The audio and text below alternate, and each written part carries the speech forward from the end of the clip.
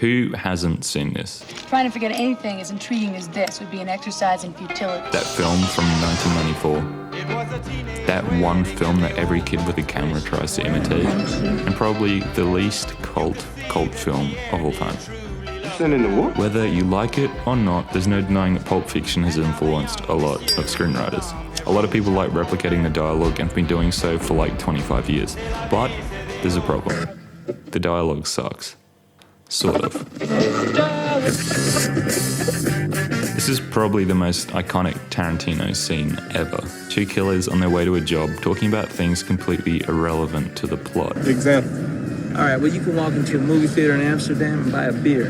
As has been pointed out millions of times before, it seems to be interesting in work because they're hitmen, yet they're talking about normal everyday things like normal people, right? This is undeniably true, but it's only part of the equation that makes Tarantino's approach to dialogue work in his own films. And it's why just chucking random, normal-sounding conversation into your own film doesn't always work. In fact, oftentimes it feels out of place. As much as certain avant-garde filmmakers will try and deny it, the core aspects of story always apply in films if you want to create something interesting that actually makes you want to watch it again.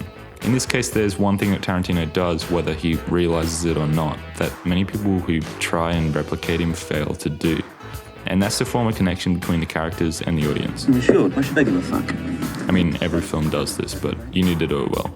As is always pointed out, the normal conversations seem out of place for a film about hitmen, but they also work. It's the boring stuff that you'd hear in real life, but wouldn't dare waste screen time on in a film. But what better way to humanize a seemingly odd character than by having them talk like a normal person? That's one part of the equation, and it's something which is quite easy to do, but even then it still sometimes fails. So why does this approach to dialogue only work some of the time, and then other times it just sucks? Well, it also works in contrast to situations within the film. Out of all of Tarantino's films, there's three which are truly effective in this sense. Pulp Fiction, Reservoir Dogs, and Inglourious Basterds. Everything that's being discussed in the film perfectly contrasts the actual characters and the situations they find themselves in. The scene at the farm in Inglourious Basterds is a great example. What would usually be intense, straight-to-the-point discussion is instead padded out with unnerving conversation about seemingly irrelevant things. Unlike everyone seems to believe, it's not the dialogue itself that's intriguing, it's how it's used in context. If you're writing a story about businessmen having a meeting at a cafe and you use down-to-earth dialogue, well, it's just boring. There's no reason to want to hear everyday people talk about everyday things. There's no risk here. Just get to the point. Shit, Negro, that's all you had to say. Take a look at Dazed and Confused. As loved as the film is, the dialogue certainly isn't that great. It's written in a similar manner to Tarantino's films. It's casual discussion most of the time. The only difference is it's kids in the 70s talking about music and getting high. There's no risk. It's normal characters discussing normal things. Despite the fact that the dialogue is comparable to, say, Pulp Fiction, it's nowhere near as memorable or impactful. You cool, man? It's also worth noting that this whole approach to dialogue only truly works well in particular scenarios. Okay. Case in point, Django and The Hateful Eight. While fans of Tarantino's will contest that the dialogue works great, it really isn't as effective or memorable as the other films I mentioned. There's a lot of one-off reasons as to why this doesn't work, partly because the whole modern down-to-earth dialogue thing can't be applied to a period piece set 150 years ago.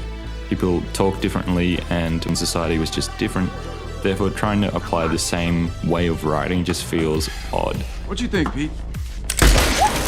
Tarantino tries to pad out these weird inconsistencies in these two films with other off-topic one-liners and conversations, but again, it just feels like it shouldn't be there. And in some cases, he just goes for the old, deliberately comedic approach to interaction. This worked great in Pulp Fiction, but in a film like Django, it's subjectively not that great. It lowers the emotional impact of each scene, and any feeling of serious conflict is diffused. That's not to say that all the writing in these two films isn't meant to be. There's some moments that work really well. For example, the story in The Hateful Eight is one of the few moments that feels like a classic Tarantino film. But this is damn sure Sweet Dave's chick. Building tension with weird dialogue. So that's that. It's this combination of aspects that seem to be universally applicable, but in actuality only really work well in particular scenarios. And that's why the majority of the time imitators just don't get it right.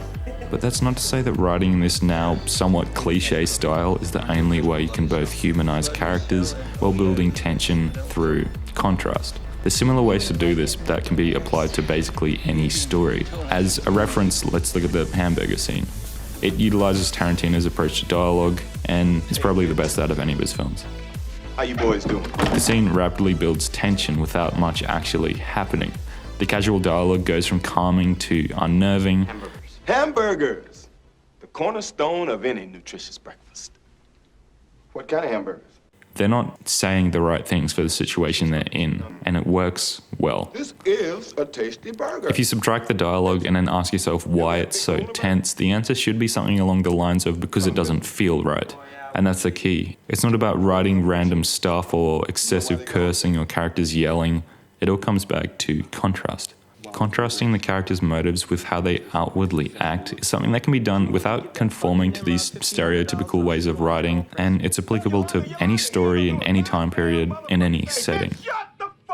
Before summarizing this, it's also very important to realize that Tarantino is actually self-aware of the way he writes and applies it to his films. A lot of people don't realize stuff like this, but in many cases, he doesn't try and fit his dialogue in so it feels natural or realistic, despite the fact that it is technically realistic dialogue. Just take a look at half the scenes in Inglourious Basterds or Pulp Fiction. Look at the hamburger scene. All the characters are aware and freaked out by just how unnervingly out of place this dialogue is. Sprite, good. You mind if I have some of your tasty beverage to wash this down? The biggest thing to take away after looking at this is that at the end of the day, the dialogue you write needs to be your own. But more importantly, it needs to have a reason to exist. Whether he knows it or not, Tarantino's dialogue has an actual reason to exist in his film, and this is something few copycats can truthfully say is the case with their own stories. Inspiration is great, but certain aspects of particular films just can't be replicated and work to the same effect. But if you understand the intention of why you're trying to emulate a particular aspect of a film, then you can find a better way to make it work in your own, and that's great.